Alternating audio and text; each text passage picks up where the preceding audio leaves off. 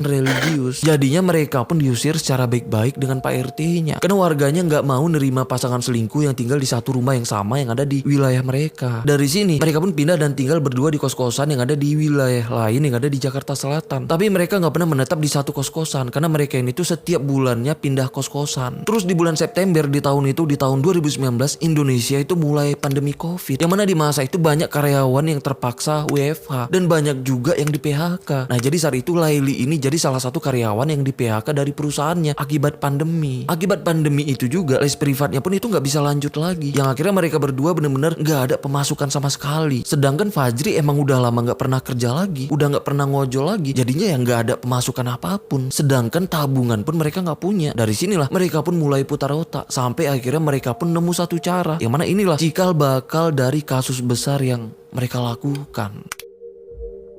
Jadi semuanya bermula saat mereka berdua kepikiran untuk nyari cowok kaya yang mau kencan sama Laili. Yang tujuannya ya untuk mereka rampok. Bahkan saat itu rencananya pun udah mereka susun. Jadi mereka pun mulai beraksi nyari cowok di Tinder. Yang akhirnya ada satu cowok yang match sama Laili, yang bahkan mau komit berhubungan sama Laili, yang bernama Renaldi. Yang mana saat itu Renaldi ini tinggal di Pancoran, Jakarta Selatan. Yang mana Renaldi ini juga emang kesepian butuh wanita. Karena Renaldi ini sebenarnya berasal dari Sleman, Yogyakarta. Dia itu lulusan UGM di tahun 2006. Setelah lulus kuliah, dia dapat beasiswa dari pemerintah Jepang untuk lanjut S2 bahkan sampai S3 di Tokyo University. Setelah lama tinggal di Jepang, dia pun nikah di sana dan dapat istri warga Jepang yang